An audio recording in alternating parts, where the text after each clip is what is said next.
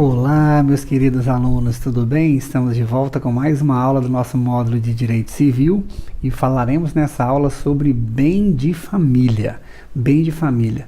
Olha, esse é um dos temas que sempre tem caído nas provas de cartório. Sempre. Então, muita atenção a essa aula. Primeira fase, prova oral. Segunda fase, a banca do IESES adora o tema bem de família. Em todas as provas tem uma ou mais questões relacionadas ao bem de família. Então, muita atenção a essa aula, que tenho certeza que com essa aula você já garante aí algumas questões da sua prova. Tranquilo? Então, vamos lá. Bem de família. Meus queridos, o bem de família pode ser conceituado da seguinte forma: bem de família é o imóvel utilizado como residência da entidade familiar decorrente de casamento, união estável, entidade monoparental ou entidade de outra origem, protegido por previsão legal específica. Este é então o conceito aí de bem de família. Nós incluímos aí o entendimento do STJ na súmula 364, que diz que a proteção da moradia para atingir o imóvel onde reside pessoa solteira, separada e viúva. Por isso nós colocamos aí entidade familiar decorrente de casamento, união estável, entidade monoparental, família monoparental ou entidade de outra origem. Tudo bem, meus queridos? Tranquilo? O que vocês devem ter bem claros na mente de vocês é que nós temos duas espécies de bem de família. Nosso ordenamento jurídico adota, portanto, o sistema dualista de bem de família. Nós temos o bem de família voluntário, ou também conhecido como bem de família convencional, que está previsto nos artigos 1711 a 1722 do Código Civil. Então, leitura obrigatória, assim que você terminar o vídeo aqui, artigos 1711 a 1722 do nosso Código Civil. E o bem de família legal, que é regulamentado, que é regulado pela Lei 8.009 de 1990. Tranquilo? Não podemos confundir esses dois institutos, em especial em razão das suas exceções à impenhorabilidade, porque o bem de família, uma das características é gerar a impenhorabilidade do bem, mas nós temos diversas exceções, e essas exceções é que geralmente caem em prova e os alunos confundem as exceções, ou seja, as possibilidades de penhora no bem de família voluntário e no bem de família legal. Tranquilo? Não podemos confundir essas espécies de bem de família. Vamos lá. Bem de família voluntário ou bem de família convencional é o bem de família que pode ser instituído pelos cônjuges, pela entidade familiar ou por terceiros, mediante escritura pública ou testamento. Somente por escritura pública ou testamento. Não pode haver instituição de bem de família por instrumento particular. Tranquilo? Não podendo ultrapassar a reserva de 1/3 do patrimônio líquido das pessoas que fazem a instituição. Então, esse é o limite de 1/3 do patrimônio líquido. Tudo bem? Então, para que haja essa instituição, esta proteção, é necessário que o bem seja um imóvel residencial, rural ou urbano. Tranquilo? Esta proteção, o bem de família voluntário, abrange também os acessórios, ou seja, as pertenças. E pode abranger, inclusive, valores mobiliários. Sempre cai em prova essa pergunta. Então, o bem de família voluntário abrange também os valores mobiliários, desde que essa renda seja aplicada na conservação do imóvel ou no sustento da família. Tranquilo? Uma última informação para vocês em relação a esse tema, a este conceito, que não há possibilidade deste valor mobiliário exceder o valor do prédio. Por quê? Porque é um acessório e o acessório não pode ter o valor acima do bem principal. Tudo bem?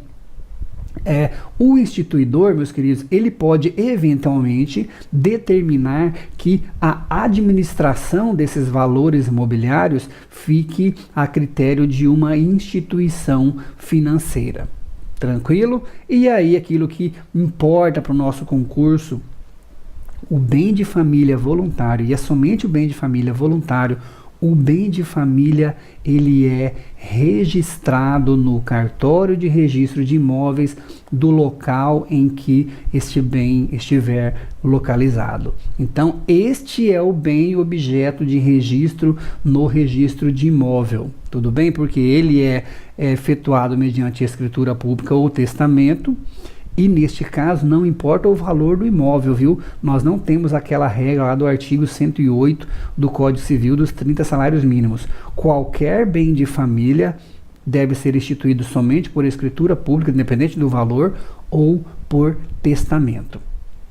Com a instituição, com o registro, lembrando que somente este bem de família voluntário que é registrado. O bem de família legal não é objeto de registro. A proteção já decorre diretamente da Lei 8.009 de 90. Tranquilo? Com essa instituição, o bem se torna inalienável e impenhorável, isento de execução por dívidas posteriores à sua instituição. Professor, e as exceções? Isto é que cai em prova. Então vamos lá.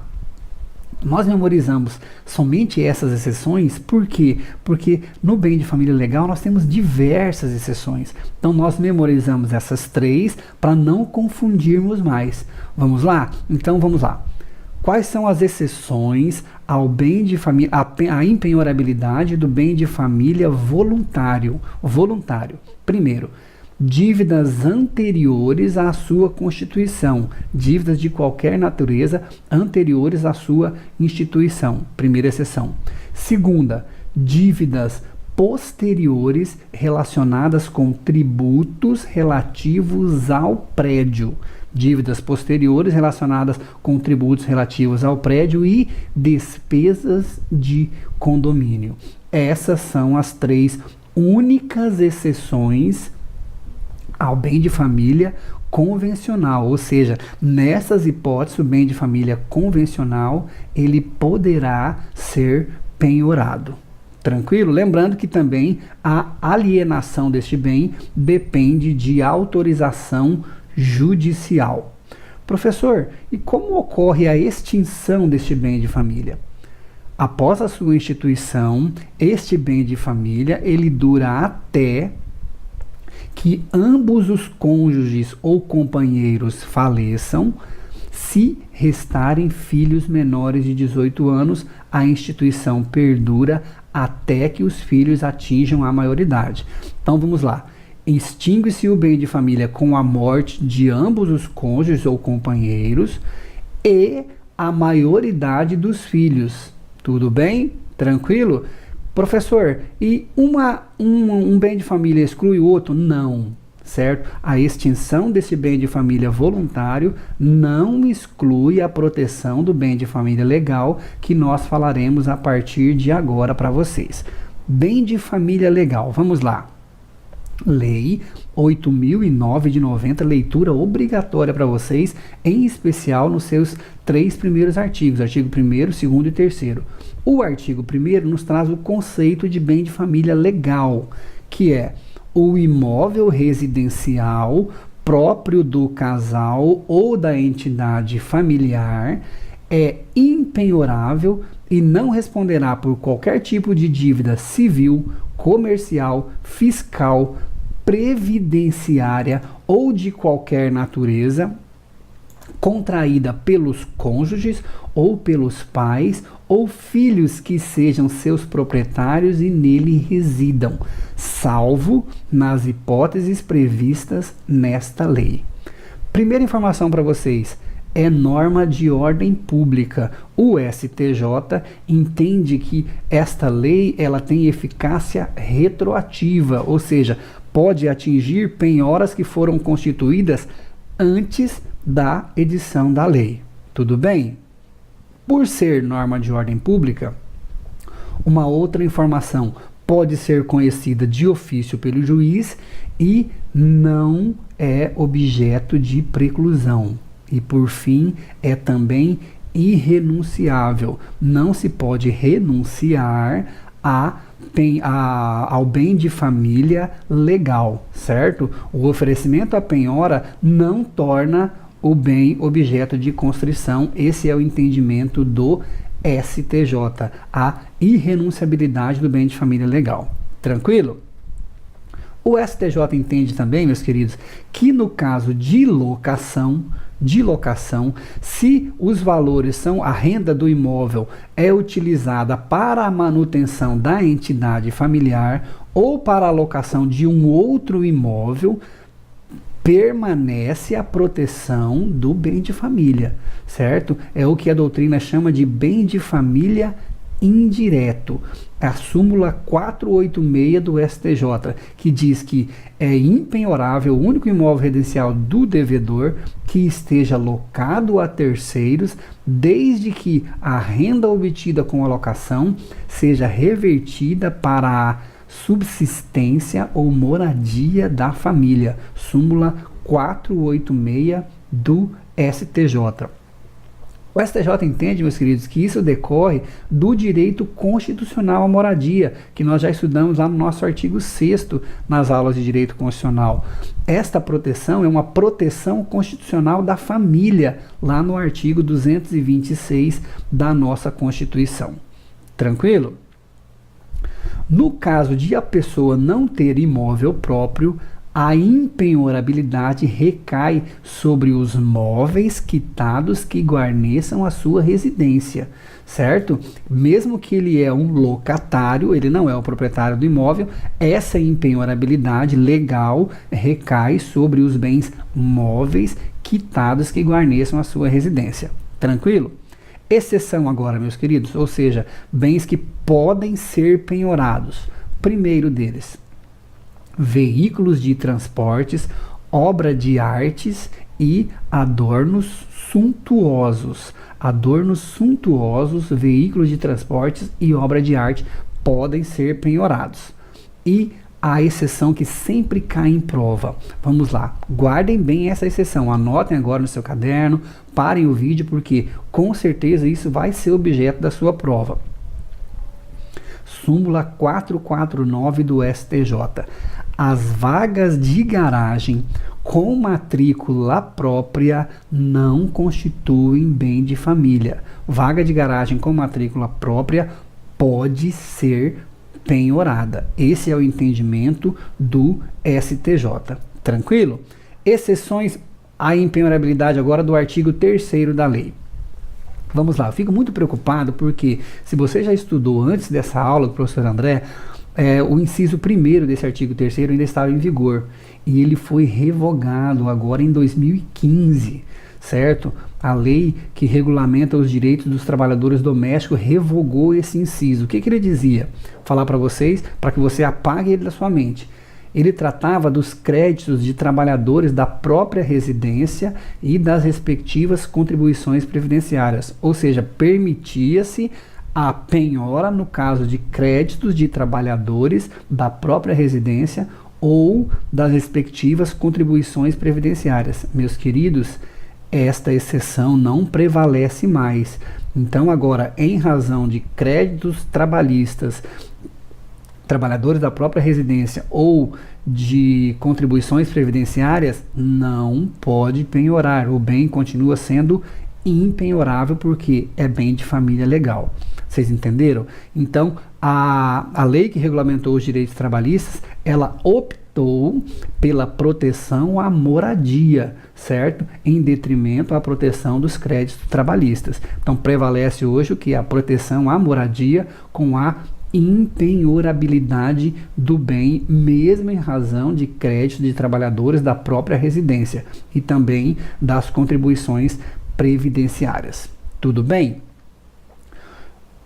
Crédito decorrente de financiamento destinado à construção ou aquisição do imóvel no limite dos créditos e acréscimos decorrentes do contrato. Então, crédito decorrente de financiamento destinado à construção ou aquisição do imóvel, é possível a penhora.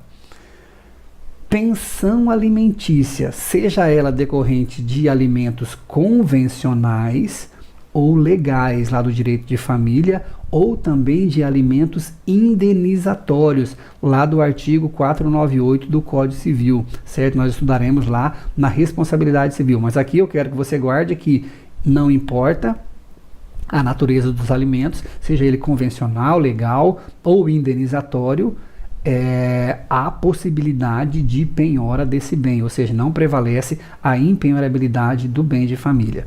O STJ tem entendido que não inclui entre esses débitos os débitos alimentares, os honorários advocatícios. Tranquilo? Esse é o entendimento do STJ, de que não inclui entre tais débitos alimentares os honorários advocatícios. Meus queridos, muito cuidado, porque a Lei 13.144 de 2015 passa a mencionar a proteção dos direitos sobre o bem de família, também do coproprietário, que com o devedor integre união estável ou conjugal, observada apenas as hipóteses em que ambos respondem pela dívida.